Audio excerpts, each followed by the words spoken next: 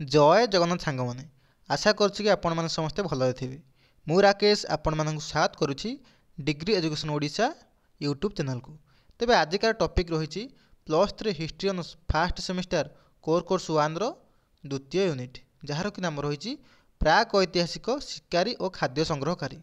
तेबे आजिकार यह class T यही यूनिट थिबा 11टी 3 मार्क क्वेश्चन को आम भल भाव डिस्कसन करवा। जदि आपको ये भिडियोटी भल लगुए तेज निहाती भाव लाइक टे करेंगे और निश्चय चैनल टी सब्सक्राइब करेंगे। तेज आरंभ करिए। प्रथम क्वेश्चन अच्छी पुरातन प्रस्तर जुगरे क्यों प्रकार प्रस्तर उपकरण व्यवहार होउथिला। तेज सठिक उत्तर रही पुरातन प्रस्तर युग आदिमानव केतक विशेष प्रकार प्रस्तर अस्त्रशस्त्र निर्माण करुथिले। सेमाने केतक प्रस्तर को अन्य एक शक्त प्रस्तर रे घसी पतला खंड बाहर करुथिले जहाँ काटिबा कार्य व्यवहृत हेउथिला। प्राचीन भारतर पुरातन प्रस्तर युग सभ्यता काल में आविष्कृत अस्त्रशस्त्र गुड़िक मध्य विदारक खंडक, दाढ़ कोरोना, बटाली, हस्तकुठार, बर्छा, तीर, तेंटा, छुरी और हातुड़ी आदि उल्लेखयोग्य थिला।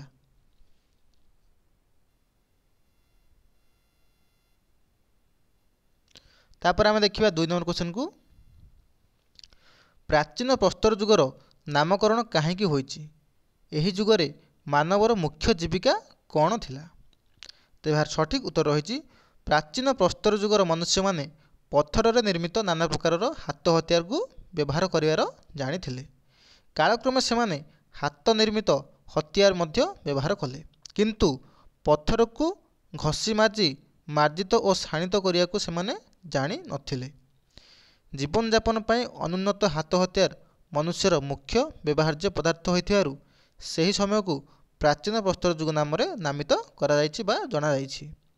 प्राचीन प्रस्तर युगर मनुष्यर मुख्य जीविका थिला शिकार एवं खाद्य संग्रह। सेथिपाई सेमाने शिकारी संग्रहकारी नाम मध्य जणा जांती बा अभिहित।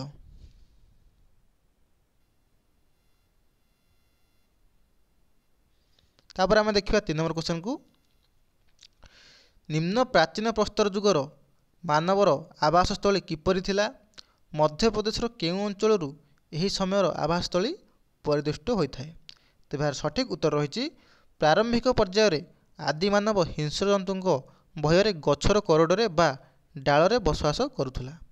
परवर्ती समय जलवायु परिवर्तन जोगु सेमाने प्राकृतिक गुंफा गुड़ी को निजर आश्रयस्थली रूपे व्यवहार करथिले। मध्य प्रदेश स्थित भोपाल निकटवर्ती भीमबेटका अंचलरू आविष्कृत गुंफा गुड़िक यार ज्वलंत उदाहरण।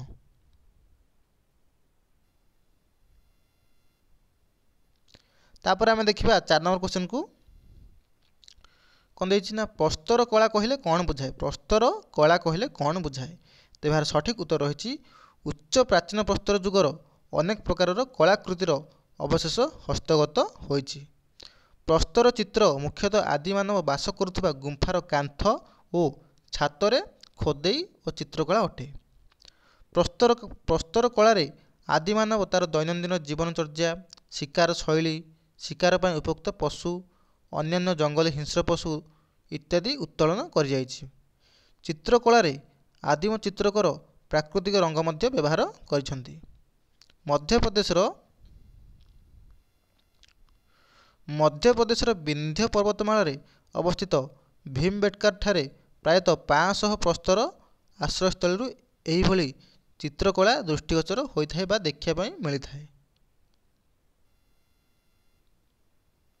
तापर आमे देखिया 5 नंबर क्वेश्चन को प्राक ऐतिहासिक युगर आदिमानव कहीं अस्त्रशस्त्र तथा उपकरणर आवश्यकता अनुभव करुथिले। प्राक ऐतिहासिक युगर आदिमानव कहीं अस्त्रशस्त्र तथा उपकरणर आवश्यकता को अनुभव करथिले। तेज सठिक उत्तर रहुछि प्राक ऐतिहासिक युगर आदिमानव साधारणतः जाजावर जीवन अतिबाहित करुथिले। खाद्य अन्वेषण थिला सेमानकर मुख्य जीविका अर्थात खाद्य खोजिया थिला सेमानकर मुख्य जीविका। विशेषतः पशु शिकार सेमानकर प्रधान जीविका थिला। पशुपक्षींकर शिकार तथा घंच अरण्य निजर सुरक्षा पाई सेमाने अस्त्रशस्त्र निर्माणर आवश्यकता अनुभव कले। अपरपक्षरे निजर आश्रयस्थल निर्माण पाई मध्य सेमाने विभिन्न ଉପକରଣର ଆବଶ୍ୟକତାକୁ ଅନୁଭବ କରିଥିଲେ।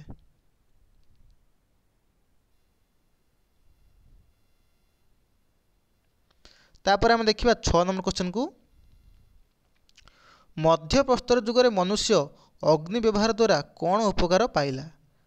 ଭାରତବର୍ଷର କେଉଁ ସ୍ଥାନ ଗୁଡ଼ିକରୁ ଅଗ୍ନିର ବ୍ୟବହାର ସମ୍ବନ୍ଧରେ ଧାରଣା କରିହୁଏ ବା ଜାଣି ହୁଏ? ତେବେ ସଠିକ୍ ଉତ୍ତର ରହିଛି ଅଗ୍ନିର ବ୍ୟବହାର ଜାଣିବା ଦ୍ୱାରା ପଶୁ ମାଂସକୁ ପୋଡ଼ି ଖାଦ୍ୟ ରୂପେ ଗ୍ରହଣ କରିବା, ଗୁମ୍ଫା ଆଶ୍ରୟସ୍ଥଳୀ ଗୁଡ଼ିକରେ ଉଷ୍ମତା ନିମିତ୍ତ ବା ଗରମ ନିମିତ୍ତ ଏବଂ ବନ୍ୟଜନ୍ତୁଙ୍କୁ ନିଆଁ ଦେଖାଇ ଭୟଭୀତ କରିବା ଆଦି କାର୍ଯ୍ୟରେ ଅଗ୍ନି ଏକ ମହତ୍ତ୍ୱପୂର୍ଣ୍ଣ ଭୂମିକା ଗ୍ରହଣ କରିଥିଲା। ଭାରତବର୍ଷର ଦକ୍ଷିଣାଞ୍ଚଳ, ମଧ୍ୟାଞ୍ଚଳ ଏବଂ ପୂର୍ବାଞ୍ଚଳ ସ୍ଥାନ ଗୁଡ଼ିକରେ ଅଙ୍ଗାରର ଅବଶେଷରୁ ଅଗ୍ନିର ବ୍ୟବହାର ସମ୍ବନ୍ଧରେ ଆମେ ଜାଣିପାରିଥାଉ ବା ଧାରଣା ଆମକୁ ମିଳିଥାଏ।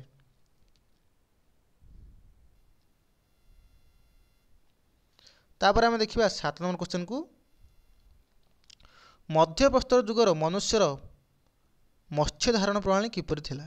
ମଧ୍ୟପ୍ରସ୍ତର ଯୁଗର ମନୁଷ୍ୟର ମତ୍ସ୍ୟ ଧାରଣ ପ୍ରଣାଳୀ କିପରି ଥିଲା?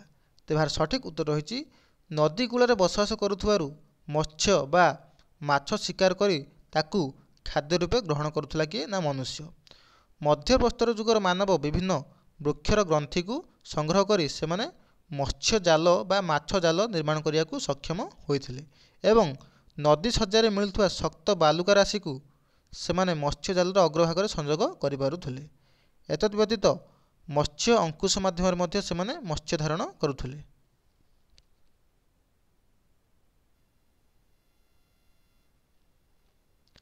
ତାପରେ ଦେଖିବା ଆମେ 8 ନମ୍ବର କ୍ୱେଶ୍ଚନକୁ। ମଧ୍ୟପ୍ରସ୍ତର ଯୁଗର ସମୟକାଳ କେତେ ଥିଲା ଏବଂ ଏହି ଯୁଗ କେଉଁ ସଂସ୍କୃତିର ବିକାଶ ପଥ ପରିଷ୍କାର କରିଥିଲା? ତେବେ ଏହାର ସଠିକ୍ ଉତ୍ତର ରହିଛି ଖ୍ରୀଷ୍ଟପୂର୍ବ 9000ରୁ 4000 ଖ୍ରୀଷ୍ଟପୂର୍ବ ପର୍ଯ୍ୟନ୍ତ ସମୟକାଳକୁ ମଧ୍ୟପ୍ରସ୍ତର ଯୁଗର ବିକାଶ କାଳ ବୋଲି ଅନୁମାନ କରାଯାଇଥାଏ। ଏହା ନୂତନ ପ୍ରସ୍ତର ଯୁଗର ସଂସ୍କୃତିର ବିକାଶ ପାଇଁ ପଥ ଆବିଷ୍କାର କରିଥିଲା।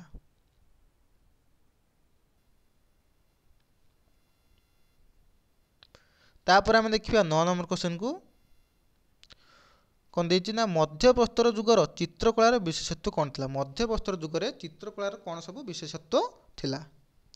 ତେବେ ଏହାର ସଠିକ୍ ଉତ୍ତର କ'ଣ ରହିଛି ନା ମଧ୍ୟପ୍ରସ୍ତର ଯୁଗର ଆଦିମାନବ ଅବସର ସମୟରେ ବା ନିଜର ଫାଙ୍କା ସମୟରେ ଗୁମ୍ଫାର ପ୍ରସ୍ତର କାନ୍ଥ ଦେହରେ ପଶୁପକ୍ଷୀ, ବୃକ୍ଷ ଆଦିର ଚିତ୍ର ଆଙ୍କୁଥିଲେ ବା ଚିତ୍ରକୁ କରୁଥିଲେ। ଅନେକ ସମୟରେ ପ୍ରାକୃତିକ ରଙ୍ଗରେ ସେହି ଚିତ୍ରଗୁଡ଼ିକ ଚିତ୍ରିତ ହେଉଥିଲା। ଭାରତର ଏହିପରି ଶୈଳଚିତ୍ର ବିର୍ଲା ସୁରଗମ, ଜେରାରଜାରୀ ଅଞ୍ଚଳର ଗୁଡ୍ଡାପାଟ, କର୍ଣ୍ଣୁଲ, ଭୀମବେଟକା, ଉଷାକୋଠି ଆଦିର ଗୁମ୍ଫାଗୁଡ଼ିକରୁ ଆବିଷ୍କୃତ ହୋଇଛି।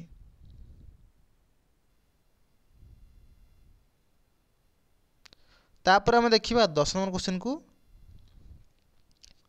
ମଧ୍ୟପ୍ରସ୍ତର ଯୁଗର ଶେଷ ପର୍ଯ୍ୟାୟରେ ଆଦିମାନବ କିପରି କୃଷି କାର୍ଯ୍ୟ କରିବାକୁ ସକ୍ଷମ ହୋଇଥିଲା? ରାଜସ୍ଥାନରେ କେଉଁ ସ୍ଥାନରେ ବୃକ୍ଷରୋପଣ କାର୍ଯ୍ୟ ଆରମ୍ଭ ହୋଇଥିଲା ବୋଲି ଅନୁମାନ କରାଯାଏ? ତେବେ ସଠିକ୍ ଉତ୍ତର ରହିଛି କ'ଣ ନା ଜଳବାୟୁରେ ଯଥେଷ୍ଟ ପରିବର୍ତ୍ତନ ଘଟି ଆସୁଥିଲା, ତେଣୁ ମଧ୍ୟପ୍ରସ୍ତର ଯୁଗରେ ଆଦିମାନବ ଘଞ୍ଚ ଅରଣ୍ୟ ଅପେକ୍ଷା ନଦୀ ଉପତ୍ୟକାରେ ବସବାସ କରିବାକୁ ଅଧିକ ପସନ୍ଦ କରୁଥିଲା।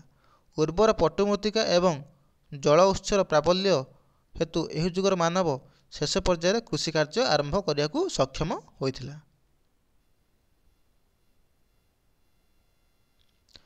ରାଜସ୍ଥାନର ସଲ୍ଟ ହ୍ରଦ ନିକଟରେ 7000 ଖ୍ରୀଷ୍ଟପୂର୍ବରୁ 6000 ଖ୍ରୀଷ୍ଟପୂର୍ବ ମଧ୍ୟରେ ବୃକ୍ଷରୋପଣ କାର୍ଯ୍ୟକ୍ରମ ଆରମ୍ଭ ହୋଇଥିଲା ବୋଲି ଗବେଷକମାନେ ମତ ପ୍ରକାଶ କରିଥାନ୍ତି। ତାପରେ ଆମେ ଦେଖିବା 11 ନମ୍ବର କ୍ୱେଶ୍ଚନକୁ।